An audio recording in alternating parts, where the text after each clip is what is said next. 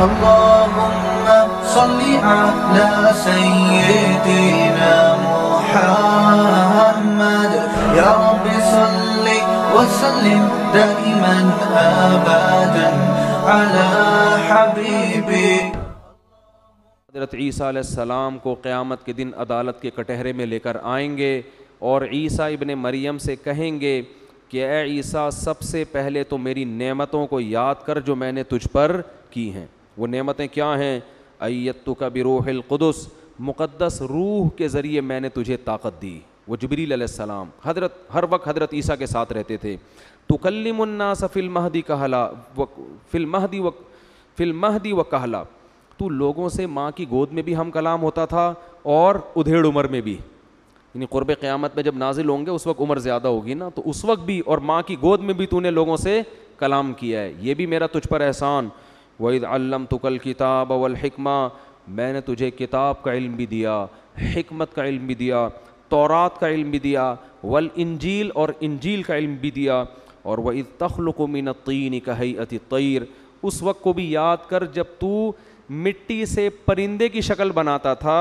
فَتَنْفُخُ فِيهَا، اے عیسیٰ تو اس میں پھونک مارتا تھا، اور فَتَكُونُ طَيْرًا بِإِذْنِي، وہ مٹی کا پتلا میرے حکم سے پرندہ بن جاتا تھا. اللہ حضرت عیسیٰ کو قیامت کے دن عدالت کے کٹہرے بلا کے یہ سارے احسانات گنوائیں گے. پھر کیا؟ وَتُبْرِئُ الْأَكْمَحَ وَالْأَبْرَصَ بِإِذْنِي، اے عیسیٰ پیدائشی نابینے کی آنکھ پہ تو ہاتھ رکھتا تھا، اس کی بینائی لوٹ آتی تھی. جو برس کا مریض نہیں ہوتا، سفید داغ جسم میں پڑ جاتے ہیں، تو اس پہ پھونک لگاتا تھا اور اس کو شفا مل جاتی تھی.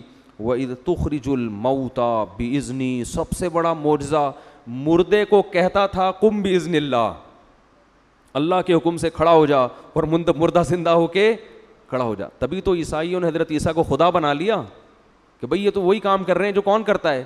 خدا. لیکن قرآن کہہ رہے یہ عیسیٰ نہیں کر رہے تھے، عیسیٰ کے ہاتھ پہ کون کر رہا تھا؟ میں کر رہا تھا. تو اللہ عیسیٰ علیہ السلام پر اپنے احسانات گنوائیں گے کہ یہ تو میں تیرے ہاتھ پہ یہ سب کچھ کر رہا تھا. اذ اوحیت الی الحواریین، اے عیسیٰ سب لوگوں نے تیری مخالفت کی مگر میں نے حواریوں کے دل میں وحی کر دی کہ وہ تیرا ساتھ دیں، تجھے تنہا نہ چھوڑیں. تجھے ماننے والے بھی بہت تھے، اور جو عیسائی تھے اس وقت کے، انہوں نے حضرت عیسیٰ سے ایک مطالبہ کیا کہ اللہ سے کہیں کہ آسمان سے ہمارے لیے ایک دسترخوان اتاریں، کھانا پینا ہو اس میں. حضرت عیسیٰ علیہ السلام نے فرمایا اللہ سے ڈرو، تم کیسا بےہودہ مطالبہ کر رہے ہو.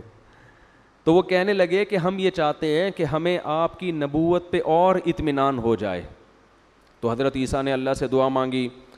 قال عیسیٰ ابن مریم اللہم ربنا انزل علینا مائدۃ من السماء، اے اللہ آسمان سے دسترخوان اتار دے جو ہمارے لیے عید کا دن بن جائے. پھر وہ اللہ نے فرمایا میں اتار تو رہا ہوں، انی منزلھا، اتار رہا ہوں، لیکن اس کے بعد اگر کسی نے ناشکری کی تو میں اسے ایسا عذاب دوں گا کہ پورے جہان میں نے کسی کو ایسا عذاب نہیں دیا ہوگا. اب آگے قرآن بھی خاموش ہے، سیرتیں تاریخ بھی خاموش ہے کہ وہ دسترخوان پھر اترا یا نہیں اترا، یا عیسائیوں نے کہہ دیا نہیں ہمیں نہیں چاہیے بھائی، ٹھیک ہے نا، ہم سے کوئی ناشکری ہو جائے گی عذاب آ جائے گا. اب یہ اللہ ہی بہتر جانتا ہے. اللہ نے سورہ مائدہ کے آخر میں پھر حضرت عیسیٰ علیہ السلام سے فرمایا کہ اے عیسیٰ جب عدالت کے کٹہرے میں اللہ لائیں گے نا حضرت عیسیٰ کو، تو اللہ کہیں گے یہ میرے تجھ پر احسان تھے، اور اب تو بتا اَأَنْتَ قُلْتَ لِلنَّاسِ، کیا تو نے لوگوں کو یہ بتایا تھا اتخذونی و امی الہین من دون اللہ، کہ اللہ کو چھوڑ کر مجھے اور میری ماں کو معبود بنا لو؟ کیا تو نے لوگوں کو یہ کہا تھا؟ میرے تو اتنے احسانات تھے آپ کے اوپر، تو آپ نے کیا لوگوں کو یہ کہا تھا کہ مجھے اپنا بیٹا بنا لینا اور میری ماں کو بھی ایک اللہ کے ساتھ شریک کر لینا؟ حضرت عیسیٰ علیہ السلام فرمائیں گے سبحانک، اے اللہ تو ہر عیب سے پاک ہے. ما یکون لی ان اقول ما لیس لی بحق، میری یہ مجال نہیں ہے کہ میں اپنی زبان سے حق کے علاوہ کچھ نکالوں. ان کنت قلتہ فقد علمتا، اے اللہ اگر میں نے یہ بات کہی ہے تو تیرے علم میں ہوتی. یہ اللہ ایک فارمیلٹی پوری کریں گے. تعلم ما فی نفسی ولا اعلم ما فی نفسک، تیرے دل میں جو کچھ ہے میں نہیں جانتا, میرے دل کے خیالات سے تو واقف ہے. ما قلت لہم الا ما امرتنی بہ, میں نے ان کو وہی کچھ کہا تھا جس کا تو نے مجھے حکم دیا تھا. ان اعبدوا اللہ, کہ صرف کس کی عبادت کرو, غلامی صرف اللہ کی ہوگی, پیغمبر کی نہیں ہوگی. ربی و ربکم, جو میرا بھی رب ہے اور تمہارا بھی رب ہے. وکنت علیہم شہیدا ما دمت فیہم, جب تک میں ان کے درمیان موجود تھا ان کے حالات سے باخبر تھا. فلما توفیتنی, جب تو نے مجھے اٹھا لیا, کنت انت الرقیب علیہم, تو تو نگہبان تھا, مجھے نہیں پتا پھر یہ میرے بعد کیا کرتے رہے ہیں. ان تعذبہم فانہم عبادک, اے اللہ اب یہ میری قوم تیرے سامنے کھڑی ہے, تو ان کو عذاب دینا چاہے تو یہ تیرے بندے ہیں.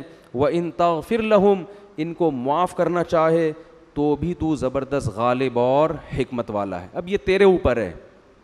تو قرآن کہتا ہے جب حضرت عیسیٰ اپنی براءت کا اعلان کریں گے تو اللہ فرمائیں گے ھذا یوم ینفع الصادقین صدقہم, آج کے دن سچے لوگوں کو ان کا سچ فائدہ پہنچائے گا. تو اس طرح اللہ حضرت عیسیٰ علیہ السلام کو اس الزام سے بری کر دیں گے جو آج عیسائی کس پہ لگاتے ہیں, حضرت عیسیٰ پہ. یہی کام آج مسلم امہ میں بھی ایک بہت بڑا طبقہ کس پر کر رہا ہے, نبی صلی اللہ علیہ وسلم کے بارے میں. آپ صلی اللہ علیہ وسلم کو مشکل کشا بنا دیا, آپ صلی اللہ علیہ وسلم کو حاجت روا بنا دیا, آپ کو بشریت سے باہر نکال دیا, آپ کو ایسا بنا دیا کہ اللہ اس کے رسول میں کوئی فرق چھوڑا ہی نہیں ہے. سارے اختیارات مختار کل بھی ہیں, مشکل کشا بھی ہیں. تو یاد رکھو یہی براءت جیسے حضرت عیسیٰ عیسائیوں سے کریں گے نا, ایسے بدعتیوں سے نبی صلی اللہ علیہ وسلم بھی قیامت کے دن براءت کا اعلان. براءت کا مطلب ہوتا ہے بری و ذمہ, بھائی میں نے ان کو ایسی بات کی تبلیغ نہیں کی تھی. اور آگے سورہ انعام میں آ رہا ہے کہ غیب کا علم اللہ کے سوا کسی کے پاس نہیں ہے. تو یہ صورت اس پہ ختم ہوتی ہے. بس سورہ انعام کی چند 2-3 آیتیں آخر کی بیان کر لیتا ہوں. ایک تو سورہ انعام میں اللہ نے نبی کو حکم دیا کہ مشرکین یہ کہتے تھے کہ غریبوں کو اپنی مجلس سے نکالیں پھر ہم آپ کے پاس آئیں گے. تو اللہ نے نبی صلی اللہ علیہ وسلم کو حکم دیا وَلَا تَطْرُدِ الَّذِينَ يَدْعُونَ رَبَّهُمْ بِالْغَدَاةِ وَالْعَشِيِّ, جو غریب لوگ آپ کی محفل میں آ کے اللہ کو یاد کرتے ہیں ان کو اپنی مجلس سے نکالنے کی آپ کو اجازت نہیں ہے. آپ ان کو اپنی محفل سے نہیں نکال سکتے. جس نے اسلام قبول کرنا ہے انہی کے ساتھ آ کے بیٹھے, نہیں کرنا تو جائے. دیکھو اس سے پتہ چلتا ہے کہ اسلام کی دعوت میں جو اصول ہے نا ان میں لچک. آج کیا ہوتا ہے, مصلحت حکمت کی خاطر سب اصول توڑے جا رہے ہوتے ہیں, فرق ہی ختم, یعنی فرق کرتے ہیں امیر میں اور غریب میں. امیر کو دین پہ لانے کی زیادہ کوششیں کی جاتی ہیں, غریبوں کو کہ ان سے چندہ نہیں ملے گا, ان سے کیا کرنا ہے, رکشہ ٹیکسی والا, گولے گنڈے والا, یہ اگر میری مسجد میں نمازی بن بھی جائے تو یہ تو ایک کم بخت ایک پنکھا تو لگا نہیں سکتا یہ ہے بھائی. یہ چیز آپ کو خاندانی نظر آئے گی تبلیغی جماعت والوں میں. ان کے ہاں کوئی بھی کتنا بھی بڑا فنٹر چلا جائے نا, وہ بیٹھے گا وہیں بیٹھ کے بیان سنے گا, یعنی وزیر اعظم بھی وہیں بیٹھ کے بیان سنے گا جہاں ایک رکشے والا. مفتی طارق مسعود صاحب کے بیانات سننے کے لیے youtube.com/مفتی طارق مسعود کو سبسکرائب کریں. اور اگر آپ لائیو ویڈیو کو کبھی بھی مس نہیں کرنا چاہتے ہیں تو سبسکرائب کرنے کے بعد بیل آئیکن پہ کلک کرنا مت بھولیں. جزاک اللہ.